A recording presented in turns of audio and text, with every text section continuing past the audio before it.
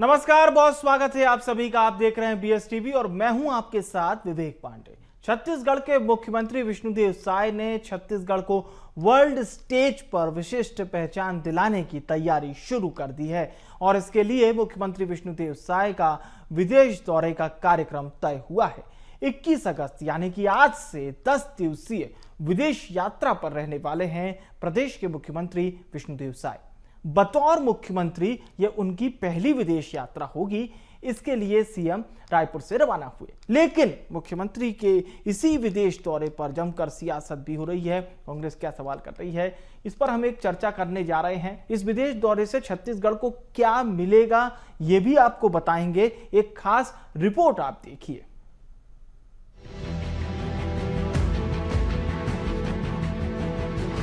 छत्तीसगढ़ के मुख्यमंत्री विष्णुदेव साय अपने सीएम कार्यकाल में पहली बार विदेशी दौरे के लिए रायपुर से रवाना हो चुके हैं। रायपुर से दिल्ली वो पहुंच चुके हैं और शाम होते ही दिल्ली से वो उड़ान भरेंगे अंतर्राष्ट्रीय मंच की ओर। बीजेपी का दावा है कि मुख्यमंत्री का ये दौरा न सिर्फ विकास की नई राह खोलेगा बल्कि छत्तीसगढ़ की वैश्विक पहचान को भी नई ऊंचाइयां देगा।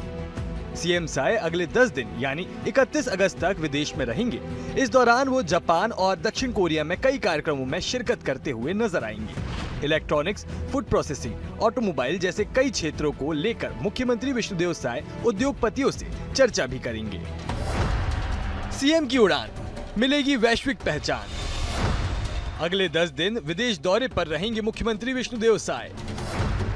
सीएम साय के साथ मुख्य सचिव और सरकार के वरिष्ठ अधिकारी भी रवाना। जापान और दक्षिण कोरिया में कई कार्यक्रमों में शिरकत करेंगे सीएम। जापान के ओसाका में वर्ल्ड एक्सपो 2025 में मुख्यमंत्री होंगे शामिल। छत्तीसगढ़ में अपनी धरोहर और विकास यात्रा का करेंगे प्रदर्शन। पहले विदेश दौरे का वैश्विक मंच पर राज्य में निवेश बढ़ाने का उद्देश्य। इलेक्ट्रॉनिक्स, फूड प्रोसेसिंग, ऑटोमोबाइल क्षेत्रों में अपार निवेश की संभावनाएं। एआई, आईटी, रोबोटिक्स और फार्मा उद्योगों को मिलेगा विशेष प्रोत्साहन। विदेश दौरे में मुख्यमंत्री विष्णुदेव साय कई उद्योगपतियों से करेंगे मुलाकात। निवेश को आसान बनाने, ईज ऑफ डूइंग बिजनेस को मजबूती देने पर हो रहा काम। जापान और साउथ कोरिया का प्रवास है और जापान में ओसाका में वर्ल्ड एक्सपो का आयोजन हुआ है जिसमें शामिल होने के लिए जा रहे हैं। और जापान और साउथ कोरिया में इलेक्ट्रॉनिक्स, ऑटोमोबाइल्स और फूड प्रोसेसिंग, ये तीनों क्षेत्र में अच्छा काम है और हमारे छत्तीसगढ़ में भी इस क्षेत्र में अपार संभावनाएं हैं। तो इसलिए हम अपनी जो प्रदेश की नई उद्योग नीति है उसको लेकर जा रहे हैं और यहाँ पर निवेश के लिए उद्यमियों को आमंत्रित करेंगे। इधर मुख्यमंत्री के विदेश दौरे पर सियासत भी भरपूर दिखाई दे रही है। पूर्व विधायक विकास उपाध्याय का कहना है कि 15 साल जब बीजेपी थी तब भी बहुत एमओयू रमन सिंह ने साइन किए पर कोई सफलता हासिल नहीं हुई। केवल लोगों को मिसगाइड करने का काम किया जा रहा है। देखिए, पहले भी भारतीय जनता पार्टी की सरकार 15 साल इस प्रदेश में थी और रमन सिंह जी की सरकार ने बहुत सारे एमओयू साइन किया था और बड़ी बड़ी बात की थी, बड़े बड़े विदेश में जाकर और बड़े इन्वेस्टर लोगों को यहाँ बुलाया था, लेकिन मैं समझता हूँ कोई सफलता हासिल हुई नहीं। जो ज्वलंत मुद्दे हैं उस पर भारतीय जनता पार्टी वर्तमान की प्रदेश पर काम नहीं कर रहे हैं। मुख्यमंत्री विष्णुदेव साय के कार्यकाल में नई उद्योग नीति से अभी तक छत्तीसगढ़ को 6 लाख करोड़ रुपए से ज्यादा के निवेश प्रस्ताव मिल चुके हैं। सूचना प्रौद्योगिकी, सेमीकंडक्टर, स्वास्थ्य सेवा, हरित ऊर्जा और लॉजिस्टिक्स सहित विविध क्षेत्रों के लिए ये निवेश प्रस्ताव निवेशकों के बीच मजबूत और बढ़ते विश्वास को दर्शाते हैं। ऐसे में विदेश दौरे पर सभी उद्योगपतियों की नजरें जमी हुई हैं। इधर कांग्रेस भी अपना सियासी धर्म निभाने में पुरजोर ताकत लगा रही है। छत्तीसगढ़ में बड़ा लैंड बैंक और प्राकृतिक संसाधनों की भरपूरता निवेशकों को जरूर आकर्षित करेगी। लेकिन अब देखने वाली बात यही है कि अगले 10 दिन जब सीएम विदेश दौरे पर रहते हैं तो छत्तीसगढ़ तरक्कियों की कितनी सीढ़ियां चढ़ने में कामयाब रहता है। Bureau report, BS TV Chhattisgarh. और हमारे साथ इस वक्त एक खास पैनल चर्चा के लिए जुड़ चुका है। हमारे साथ शताब्दी पांडे जी जुड़ रही हैं, प्रवक्ता हैं भारतीय जनता पार्टी की। सौरभ साहू जी जुड़ चुके हैं, प्रवक्ता हैं कांग्रेस पार्टी के। राजेश वासवानी साहब जुड़ चुके हैं, कार्यकारी अध्यक्ष है चैंबर ऑफ कॉमर्स के। बहुत स्वागत है आप सभी मेहमानों का। और शुरुआत करेंगे शताब्दी जी आपसे। ये 10 दिन की अहम विदेश यात्रा है, जाहिर सी बात है निवेश पर सबकी निगाहें रहेंगी। कि दुनिया के दो प्रमुख देश दक्षिण कोरिया और जापान टेक्नोलॉजी में बहुत आगे हैं, भारत से ही नहीं दुनिया में लीड कर रहे हैं।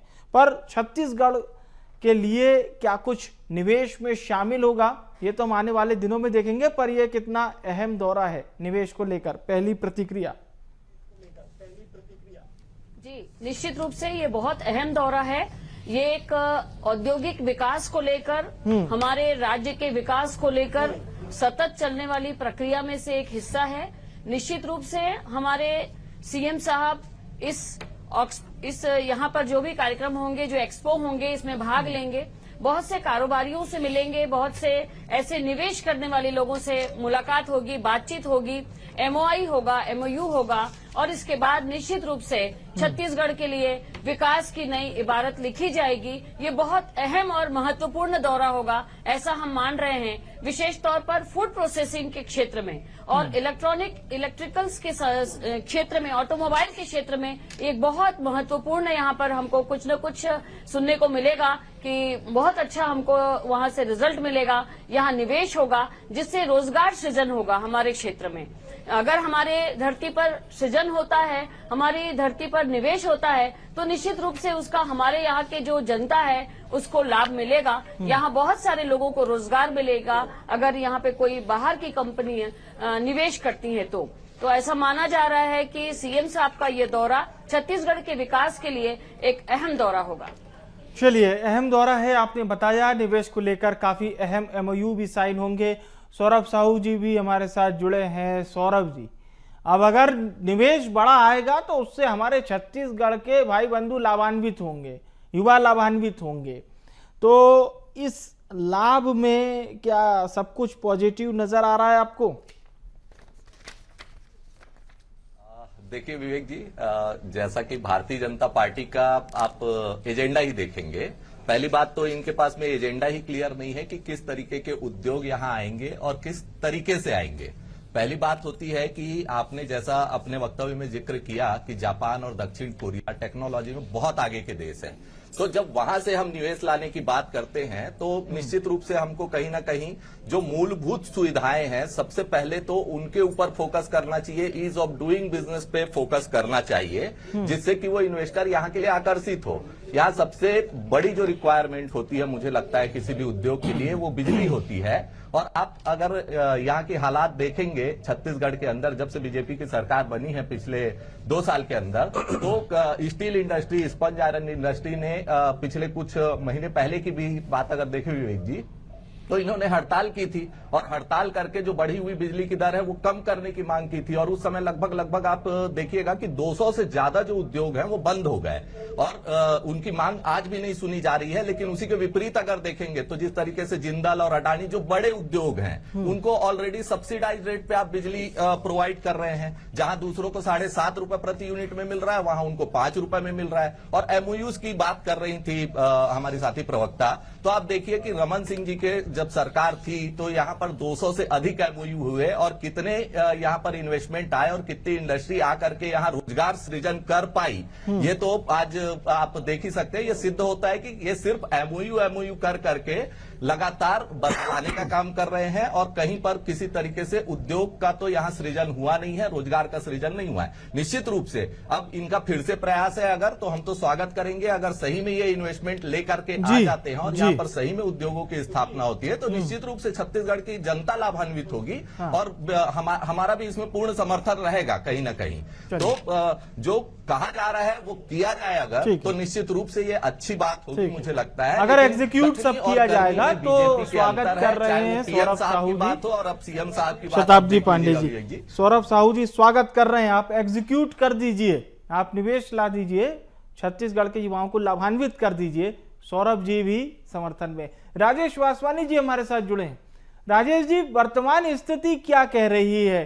छत्तीसगढ़ में बड़े बड़े इवेंट्स हो रहे हैं और हम देख रहे हैं कि नेशनल इवेंट्स भी होते हैं, तो अब ये जो जमावड़ा है ये किस तरह से बढ़िया सजेगा जब इसमें थोड़ा सा जापान और दक्षिण कोरिया का निवेश और आ जाए? हमारे रायपुर के लिए, हमारे छत्तीसगढ़ के लिए कितना लाभ है? सर देखिए, सबसे पहले मेरा नमस्कार। मैं तो हम लोगों के व्यापारी वर्ग से चेंबर ऑफ कॉमर्स जुड़ा हुआ आता है और चेंबर ऑफ कॉमर्स और शासन के बीच में हमेशा व्यापारियों की बातें को शासन के समक्ष रखी जाती है और जो भी शासन चलाता है उसके बीच में व्यापारी वर्ग अपनी बातें रखकर प्रदेश का विकास कैसे हो, व्यापारियों का विकास कैसे हो, इसी मकसद में हम कार्य करते हैं। और हमारे माननीय मुख्यमंत्री विष्णुदेव साय जी आज जापान जा रहे हैं, दक्षिण कोरिया जा रहे हैं, तो निश्चित रूप से व्यापार के अंदर हम व्यापारी वर्ग से जुड़े हुए हैं, तो हम भी अपने व्यापार को कैसे आगे बढ़ाएं, हमेशा नई नई चीजों की तकनीकी ढूंढते रहते हैं। मुझे बड़ा खुशी का, हमें पूरे व्यापारी वर्ग के अंदर एक खुशी है कि हमारे माननीय मुख्यमंत्री जी छत्तीसगढ़ के व्यापार को बढ़ाने के लिए जापान जा रहे हैं। वहां से ऑटोमोबाइल और फूड प्रोसेसिंग और इलेक्ट्रॉनिक्स के व्यापारियों को, उद्योगपतियों को छत्तीसगढ़ में ले आने का उनका प्रयास है, जिससे निश्चित रूप से छत्तीसगढ़ का व्यापार बढ़ेगा। अभी आपने माननीय मुख्यमंत्री जी ने लगातार छत्तीसगढ़ के विकास के लिए, व्यापार वर्ग के लिए आईटी पार्क का कार्य किया, जिसमें 600 करोड़ रुपए का निवेश का प्रस्ताव आया है। और एक सेमीकंडक्टर मदरबोर्ड जो जापान और ताइवान पर पहले हम डिपेंड रखते थे, वो केवल गुजरात में था। उन्होंने, माननीय मुख्यमंत्री जी की सोच है कि छत्तीसगढ़ को विकास कैसे किया जाए, कैसे व्यापार को आगे बढ़ाया जाए, व्यापारियों की दृष्टि के लिए उन्होंने ये कार्य में भी आगे किया है। और उनका जो ये प्रयास है कि विदेश जाकर छत्तीसगढ़ के विकास के लिए कैसे कार्य करेंगे, छत्तीसगढ़ के व्यापारी कैसे खुशहाल होंगे। जिस प्रदेश में व्यापारी खुशहाल होता है, जिस प्रदेश के शासक अगर अपने प्रजा के और व्यापारियों का खुशहाल की पहले योजना बनाते हैं, तो निश्चित रूप से वो प्रदेश खुशहाल बनता है। और हमें बड़ा गर्व है ऐसे मुख्यमंत्री पर जो व्यापारियों की वर्ग के लिए सोच रहे हैं। चलिए, अब मैं हमारे छत्तीसगढ़ के लिए और रायपुर के लिए एक महत्वपूर्ण बात बताने जा रहा हूं। हालांकि आप सभी इस बात से वाकिफ होंगे, क्योंकि नवा रायपुर में हमने गैलियम नाइट्राइड यानी कि सेमीकंडक्टर फैब्रिकेशन यूनिट की नींव रखी है।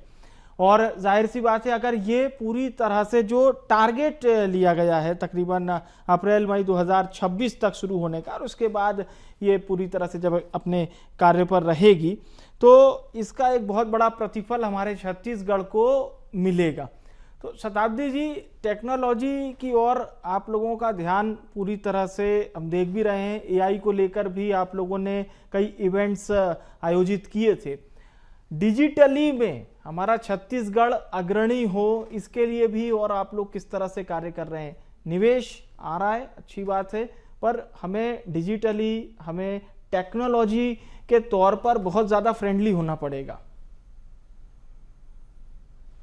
निश्चित रूप से ये हमारे लिए बहुत ही खुशी की बात है कि छत्तीसगढ़ नई औद्योगिक नीति के साथ तेजी से औद्योगिक विकास का, निवेश का केंद्र बनते जा रहा है। हम देख रहे हैं कि हमारे देश की ही बहुत सी कंपनियों ने यहाँ पर इन्वेस्ट किया है, जिससे कि नया रायपुर में हमारा बहुत बड़ा आईटी हब तैयार हो रहा है। और जिसमें कुछ विदेशी कंपनियां जिन्होंने भारत में अपने कार्यालय खोल रखे हैं, उन्होंने भी निवेश किया है। तो इस प्रकार से छत्तीसगढ़ में नई औद्योगिक नीति आने के बाद हम देख रहे हैं कि बहुत ज्यादा हमको इसमें लाभ मिला है। और मैं कहूंगी कि लगभग 3 लाख करोड़ से अधिक के निवेश प्रस्ताव प्राप्त हुए हैं। तो ये सब उपलब्धियां हैं जिससे हमारे छत्तीसगढ़ राज्य का विकास होगा, हमारे युवाओं का विकास होगा, युवाओं को रोजगार मिलेगा, विशेष तौर पे आईटी के क्षेत्र में। मैं, हमारे जो साथी ने कहा था कि रमन सिंह जी की सरकार में कौन कौन से एमओयू हुए या क्या उसका लाभ मिला, तो उसके संबंध में कहना चाहूंगी कि बहुत सारे ऐसे कंपनीज हैं जिनसे उनका एसोसिएशन हुआ है, जिसमें है MAIT, manufacturers association of information technology ने चिप्स के साथ में एमओयू किया है। और इलेक्ट्रॉनिक सिस्टम डिजाइन और मैन्युफैक्चरिंग को बढ़ावा दिया गया, जिससे डिजिटल इंडिया की पहल को छत्तीसगढ़ में मजबूत करना इसका उद्देश्य था। तो इस प्रकार से हम देखेंगे कि बहुत सारे ऐसे यहाँ पर कार्य हुए हैं। और नया रायपुर में लगभग 70 एकड़ का इलेक्ट्रॉनिक्स मैन्युफैक्चरिंग क्लस्टर बनाया गया है। तो प्रयास किए जाते हैं, एमओयू किए जाते हैं, और उसके बाद कहीं ना कहीं हम देखते हैं कि उसका परिणाम हमारे प्रदेश के विकास के लिए होता ही है निश्चित रूप से। इसलिए प्रयास करते ही रहना चाहिए। सेमीकंडक्टर चिप का तो यूनिट स्टार्ट हो ही गया है। इस प्रकार के बहुत सारे कार्य हमारे राज्य में औद्योगिक विकास को लेकर हो रहे हैं और निवेश हो रहे हैं, जिसका लाभ हमारी जनता को मिल रहा है। चलिए, अच्छी बात है। और मैं जो बात बोलूंगा वो हो सकता है अतिशयोक्ति लगती हो अभी, कि रायपुर को, नवा रायपुर को सिलिकॉन वैली बनकर तैयार हो आने वाले समय में, क्योंकि अमेरिका के भी सिलिकॉन वैली को हम देखेंगे तो वो भी उसकी पृष्ठभूमि भी गांव ग्रामीण वाली रही, लेकिन वो वहां से उठे और पूरी दुनिया का आईटी का हब बन गया। चलिए साहू जी का रुख करते हैं। साहू जी, जाहिर सी बात है रायपुर में अगर एक बेहतर निवेश हो जाएगा, और जिस सेमीकंडक्टर यूनिट की अभी हम और शताब्दी पांडे जी चर्चा कर रहे थे, वो भी एक बहुत अहम यूनिट साबित होगी, रायपुर को एक अलग पहचान दिलाएगी। हम पार्टी से इतर अगर सोचें तो ये हमारे रायपुर के लिए बहुत फायदेमंद चीज है। अगर इसी तरह से हम टेक्नोलॉजी में और आगे बढ़ते चले गए तो कहीं ना कहीं एक बेहतर विकल्प हमारे देश के पास मौजूद रहेगा कि नहीं साहब? मुंबई, हैदराबाद, चेन्नई जैसा दिखता है, हमारा रायपुर भी कुछ कुछ वैसा ही दिख रहा है। कुछ कुछ इसलिए कह रहा हूं क्योंकि हम अभी बहुत मामले में ये जो बड़े शहर हैं इनसे अभी उतना समकक्षी में हम अभी नहीं है। तो वर्तमान को भी हमें समझना पड़ेगा, लेकिन भविष्य किस तरह से रेडी होगा इसे भी हमें देखना पड़ेगा कहीं ना कहीं। बिल्कुल विवेक जी, मैं निश्चित रूप से इस बात से सहमत हूं आपके कि अगर जो ये एमओयू किए जाते हैं, जैसा कि साथी प्रवक्ता ने भी कहा कि रमन सिंह जी के समय में भी बहुत सारे एमओयूज हुए थे, लगभग 3 लाख करोड़ के एमओयू हुए थे, लेकिन उसमें से कितने यहां पर निवेश आए एक्चुअल में, मैं तो वो पूछना चाह रहा हूं। तो यहां पर अभी आप देखेंगे कि ओपी चौधरी जी का भी अभी कुछ दिन पहले अमेरिका प्रवास हुआ था, अरुण साव जी उप मुख्यमंत्री जी वो भी विदेश दौरे से लौट करके आए, तो वो वहां से कितना निवेश लेकर के आए ये भी बता दें हमारे साथी प्रवक्ता। तो कहीं ना कहीं मैं जो पहले भी अपने वक्तव्य में मैंने जो बात कही कि अगर हमको विदेश से निवेशक यहाँ लेकर के आने हैं तो जो मूलभूत सुविधाएं, जो जानकारी हमारे पास है साहू जी, नवंबर 2024 में नई औद्योगिक नीति के बाद से लेकर अब तक 6.5 लाख करोड़ के निवेश प्राप्त हो चुके हैं।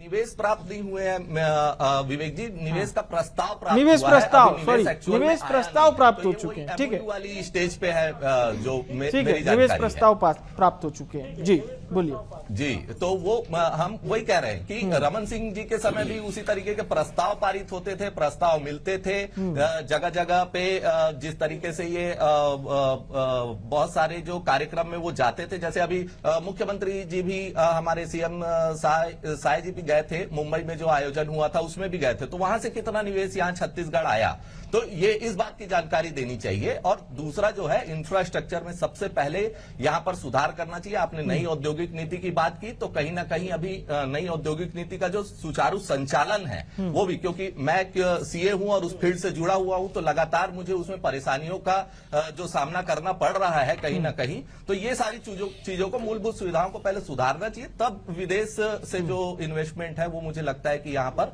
आएगा, और आएगा तो हम फिर से कह रहे हैं कि हम स्वागत करेंगे, और ये निश्चित रूप से छत्तीसगढ़ के लिए बहुत अच्छा होगा। चलिए हम पूछते हैं वासवानी जी से। वासवानी जी, सबसे प्रमुख बात यही रहती है, इन्वेस्टर ये सोचते हैं साहब निवेश के लिए अनुकूलता कैसी है, वर्तमान समय में हमारे छत्तीसगढ़ में अभी निवेश की अनुकूलता कैसी है? देखिए, निश्चित रूप से मैं ये बता सकता हूं कि छत्तीसगढ़ का नाम भारत देश में सबसे ऊपर आता है जीएसटी ग्रोथ में, उससे हमें छत्तीसगढ़ की ग्रोथ दिखती है। 15 साल 20 साल से लगातार छत्तीसगढ़, हम जिस समय माननीय अटल बिहारी वाजपेयी के नेतृत्व में छत्तीसगढ़ बना था, उस समय 3 स्टेट की घोषणा हुई थी, उत्तराखंड, झारखंड और छत्तीसगढ़। पर मुझे बड़ा गर्व है अपने छत्तीसगढ़ के ऊपर, सरकार के ऊपर, उन्होंने लगातार छत्तीसगढ़ का विकास किया। इन तीनों प्रदेश की अगर हम बात करते हैं तो छत्तीसगढ़ नंबर 1 पे खड़ा होता है, और हम छत्तीसगढ़ के वासी धन्यवाद देते हैं प्रदेश की सभी सरकारों का, और उन्होंने हमेशा व्यापारी वर्ग का ख्याल रखा है, व्यापारी वर्ग की बात माना है, और चेंबर ऑफ कॉमर्स व्यापारी वर्ग का सबसे बड़ा स्थान होता है, और हमेशा उन्होंने चेंबर ऑफ कॉमर्स के व्यापारी वर्गों को बुलाकर उनकी सलाह मशवरा से यहाँ पे कार्य करते हैं। और निश्चित रूप से अभी जो माननीय मुख्यमंत्री जी हमारे विदेश गए हैं, उस बीच में भी चेंबर ऑफ कॉमर्स से उन्होंने सलाह मशवरा करके छत्तीसगढ़ के निवेश के लिए उन्होंने हमसे प्रोजेक्ट मांगे थे, छत्तीसगढ़ के विकास के लिए क्या चीजें मांगी जाती है, ये व्यापारी वर्ग से हमेशा मंगाया जाता है, जिससे निश्चित रूप से व्यापार हमारा छत्तीसगढ़ का दिन प्रतिदिन बढ़ते जा रहा है। जीएसटी के रूप में अगर छत्तीसगढ़ इतनी बड़ी ग्रोथ दिख रही है तो मुझे किसी के बारे में बताने की जरूरत नहीं कि हमारा छत्तीसगढ़ किस पोजीशन में कार्य कर रहा है। ठीक है, ये अहम बात आपने कही है, पर सबसे महत्वपूर्ण बात यह है कि क्योंकि अभी जो जाहिर सी बात है 1 डिस्ट्रिक्ट 1 प्रोडक्ट पर जिस प्रकार से हम काम कर रहे हैं इसको समझना होगा। हम लॉजिस्टिक में और किस प्रकार से एक बेहतर हम कार्य कर सकें, और जाहिर सी बात है जो आपने बताया कि भाई जीएसटी का जो संकलन है, छत्तीसगढ़ सबसे अग्रणी राज्य बना, तो ये भी एक बहुत अहम होगा, न केवल केंद्र सरकार के लिए बल्कि जाहिर सी बात है और इन्वेस्टर्स के लिए भी कि साहब पैसे की तो कोई कमी नहीं है, यहाँ पे सब ठीक ठाक है। शताब्दी जी का रुख करते हैं फिर से। शताब्दी जी, टेक्नोलॉजी पर बात है, खाद्य प्रसंस्करण पर बात है, रिन्यूएबल एनर्जी पर बात होगी और भी बहुत सारे विषय हैं, लेकिन ये प्रमुख विषय, ऑटोमोबाइल इसमें ऐड है। तो ये तमाम वो विषय हैं जिस पर अब एक अच्छे निवेश की उम्मीद है छत्तीसगढ़ को। शताब्दी जी, रूप से हाँ। इन सारे विषयों पर निवेश होना ही चाहिए और फूड प्रोसेसिंग को लेकर अगर ज्यादा इस पर ध्यान दिया जाएगा तो हमारे यहाँ संभावनाएं हैं। हमारे यहाँ पर फूड प्रोसेसिंग के लिए बहुत युवाओं के लिए नए अवसर खोले जा सकते हैं। जैसा कि हम जान रहे हैं, प्रदेश सरकार द्वारा नया रायपुर में national institute of fashion technology का कैंपस भी स्थापित किया जा रहा है। तो इस प्रकार से हम देख रहे हैं कि नए अवसर युवाओं के लिए तलाशने में हमारी सरकार कहीं पीछे नहीं है। और नई औद्योगिक नीति का अगर आप अध्ययन करेंगे तो जिस प्रकार के हमारे साथी कह रहे थे कि आप पहले इंफ्रास्ट्रक्चर डेवलप करिए, तो औद्योगिक नीति में डिटेल में ये सारी चीजें हैं और इस पर कार्य हो रहा है, कार्य दिख रहा है। और निश्चित रूप से लेकिन एक बहुत बड़ी बात है जो छत्तीसगढ़ को लेकर, जैसे हम भारत का पावर हाउस कहते हैं, भारत का हम मिनरल हब कहते हैं, क्योंकि यहाँ पर 28 प्रकार के खनिज हैं जिसमें लोह अयस्क पर्याप्त मात्रा में है, हमारे पास कोल है पर्याप्त मात्रा में, बॉक्साइट है, लाइमस्टोन है। ये तमाम वो चीज़ें हैं जो हमारे यहाँ प्रचुरता में है, पर्याप्त हैं। हमें अब केवल और केवल ये समझना है कि ये रॉ मटेरियल तो साहब पहले से उपलब्ध है, पावर हाउस है, हम कितना ज़्यादा इस चीज़ को और एडवांटेज इसका ले सकते हैं, कहीं ना कहीं हमें अब केवल और केवल इस पर फोकस करना चाहिए। जी, निश्चित रूप से मिनरल्स को लेकर भी बहुत ज्यादा संभावनाएं हैं और इस पर काम होना चाहिए।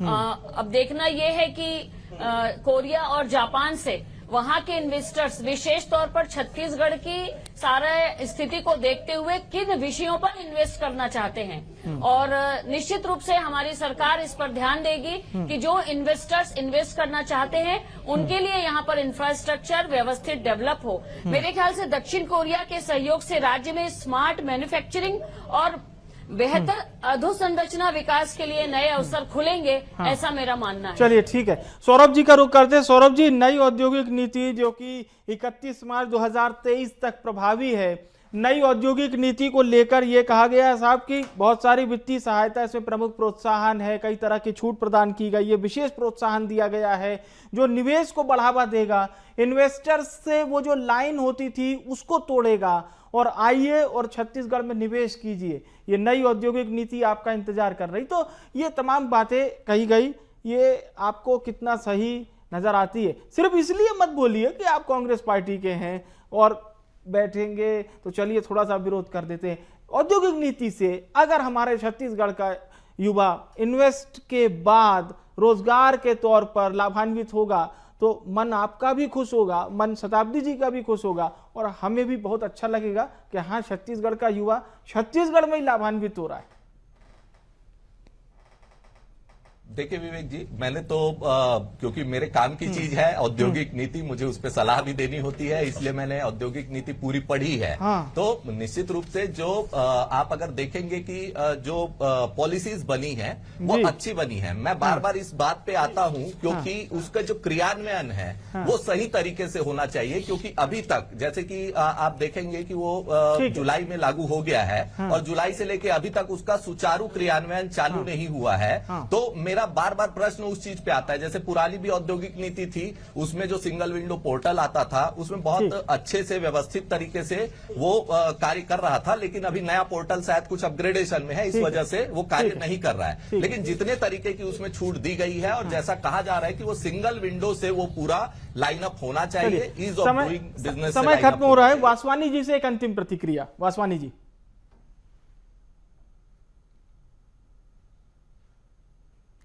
वासवानी जी से एक अंतिम प्रतिक्रिया, किस प्रकार से ये विदेश दौरा मुख्यमंत्री विष्णुदेव साय का रहेगा? सर निश्चित रूप से छत्तीसगढ़ का नाम भारत देश में अग्रणियों में जाएगा। छत्तीसगढ़ में पेट्रोलियम को छोड़ के धन कुबेर के नाम से जाना जाता है। यहाँ पे जितने भी पदार्थ मिलते हैं वो कहीं न कहीं विदेशी नीतियों के लिए फायदे की चीजें रहती है और हमारे माननीय मुख्यमंत्री उन सब चीजों को समझते हुए विदेश गए हैं और वहां से व्यापारी और उद्योगपतियों को लेकर जो निवेश कराएंगे, यहाँ का रोजगार बढ़ेगा, यहाँ का व्यापार बढ़ेगा। और मैं इतना दावा दे सकता हूं कि वर्तमान में जो छत्तीसगढ़ के मुख्यमंत्री हैं वो व्यापारियों के लिए सोच रहे हैं। जिस देश में एक अच्छा निवेश प्राप्त हो, इसी के साथ इस चर्चा को समाप्त करते हैं। बहुत बहुत धन्यवाद करूंगा सभी मेहमानों का, शुक्रिया हमारे साथ पार्टिसिपेट करने के लिए, धन्यवाद। तो ये 10 दिवसीय विदेश दौरा बहुत अहम है मुख्यमंत्री विष्णुदेव साय का पूरे छत्तीसगढ़ के लिए, जिस पर हम बात कर रहे थे। फिलहाल के लिए इस खास चर्चा में इतना ही। आप देखते रहिए BS TV। नमस्कार।